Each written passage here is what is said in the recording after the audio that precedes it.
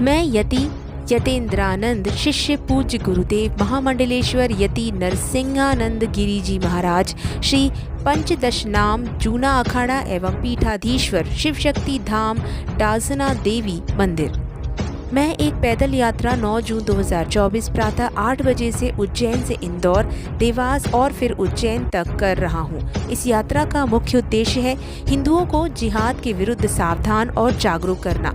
जिहाद में सभी बड़ा जिहाद लव जिहाद, जिसकी शिकार पृथ्वी की हर गैर मुस्लिम गैर मलेच्छ स्त्री है, फिर वह चाहे एक दिन की छोटी बच्ची हो, युवा स्त्री हो अथवा बूढ़ी 100 वर्ष की स्त्री, सभी उनकी शिकार है के बारे में सावधान करना और अपनी बेटियों की सुरक्षा के प्रबंध करने का निवेदन करना।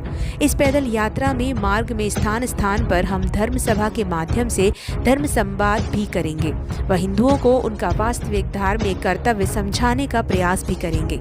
यह यात्रा नरसिंह घाट उज्जैन से शुरू होकर सांवरे होते हुए इंदौर गणेश जी के मंदिर, फिर वहां से देवास मां चामुंडा के चरणों में होते हुए पुनः उज्जैन महाकालेश्वर के चरणों में पूर्ण होगी।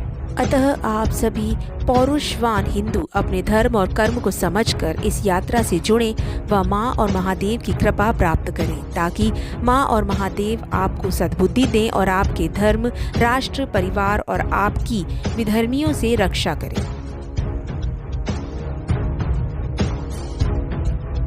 महादेव, अभी पिछले 20 दिनों में पूरे मध्य प्रदेश के अंदर, वैसे तो पूरे देश में लव जिहाद हो रहा है, लेकिन मध्य प्रदेश में और खासकर उज्जैन, इंदौर, आगर मालवा, गुना, ग्वालियर इस क्षेत्र में 20 से ज़्यादा लव जिहाद के केस हुए हैं। इन केसों में हमारी बेटियों के मुंह और गुप्तांगों में मिर्च भर के उनको फेविक्विक से चिपका दिया गया।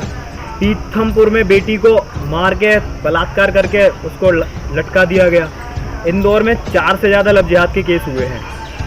अगर हम पुरुष हैं और हमारे होते हुए हमारी बेटियाँ लव जिहाद में फंसाई जा रही हैं, मारी जा रही हैं, तो फिर हम पुरुष नहीं हैं, हम तो नपुंसकों से भी ज़्यादा गए बीते हैं।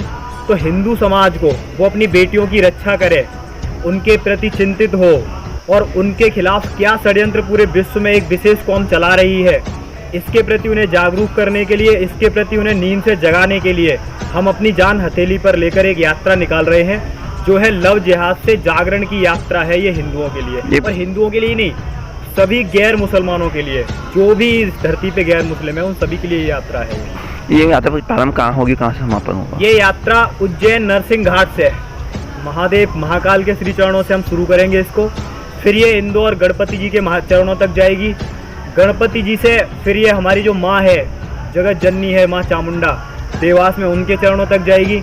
और हम यही किसी नेता या किसी व्यक्ति से तो अब आशा रही नहीं है, हम माँ महादेव से यही प्रार्थना करने जा रहे हैं कि हिंदुओं को वो सद्बुद्धि दें ताकि वो अपनी बच्चियों के प्रति चिंतित हों।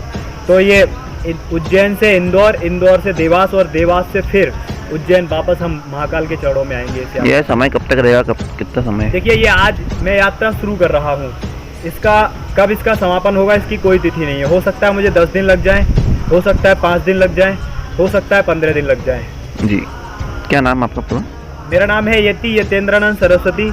मैं डासना देवी मंदिर के पीठाधीश्वर एवं जूना अखाड़े के महामंडलेश्वर हमारे पूज्य गुरुदेव यति नरसिंहानंद जी महाराज जी का एक शिष्य हूँ। मेरे साथ में मेरे गुरु भाई यति आत्मानंद जी महाराज जी हैं, और ये साथ में हमारे एक सेवक हैं जो इनकी गाड़ी हमने किराए से ली है, ये हमारे साथ चलेंगे। दूसरा, हमने कल एसएसपी साहब से, एसपी साहब से, एसडीएम साहब से भी प्रयास किया था मिलने का, लेकिन छुट्टी थी उनकी ऑफिस की और वो हमें मिल नहीं पाए। उन्होंने व्हाट्सएप पे हमारा संदेश देखा नहीं।